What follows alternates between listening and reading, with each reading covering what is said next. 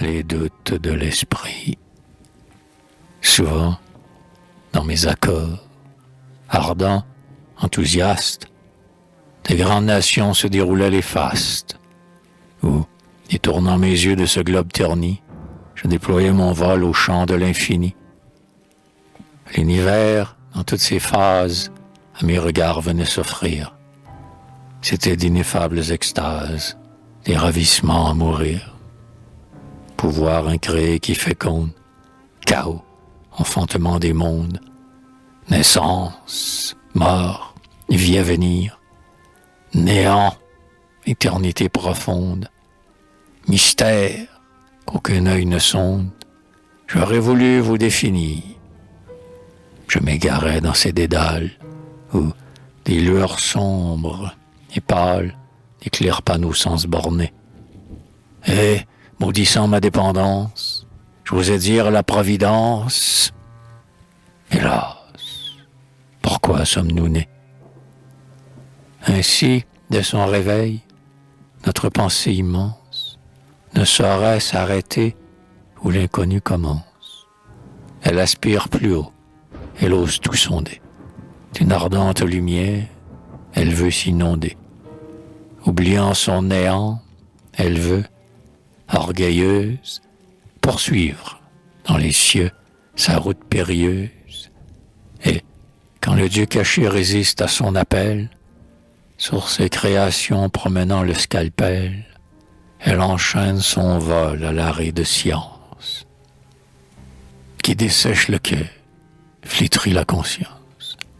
Elle dissèque alors ce qu'elle avait senti. L'instinct qui la guidait se trouve anéanti. Elle devient bornée, en devenant coupable. Elle doute de tout ce qui n'est pas palpable. Fière de son pouvoir, froid, superficiel, elle explore la terre, analyse le ciel.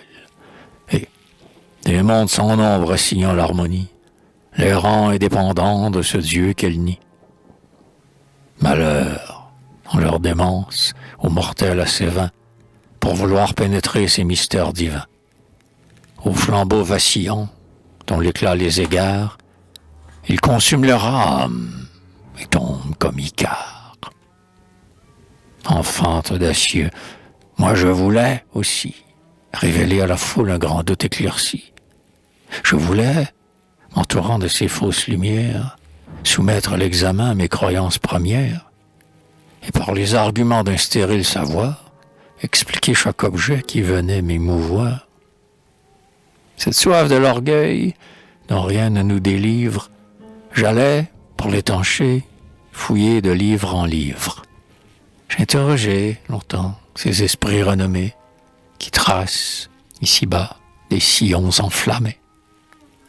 Êtres présomptueux, créateurs de systèmes qui n'ont point résolu nos éternels problèmes et qui, pour imposer leurs ténébreuses lois, ont tari l'espérance en altérant la foi.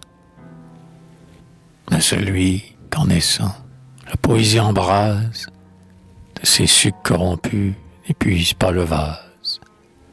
Il effleure ses bords, rejette ses liqueurs et force son esprit à croire avec son cœur. Au sein de ses erreurs, la vérité surnage. Ainsi, je revins pur à la fois du jeune âge, à cette foi du ciel dont nous gardons le sceau, à cet instinct inné qui nous suit au berceau, qui guide à notre insu nos sentiments intimes et nous révèle Dieu par ses œuvres sublimes.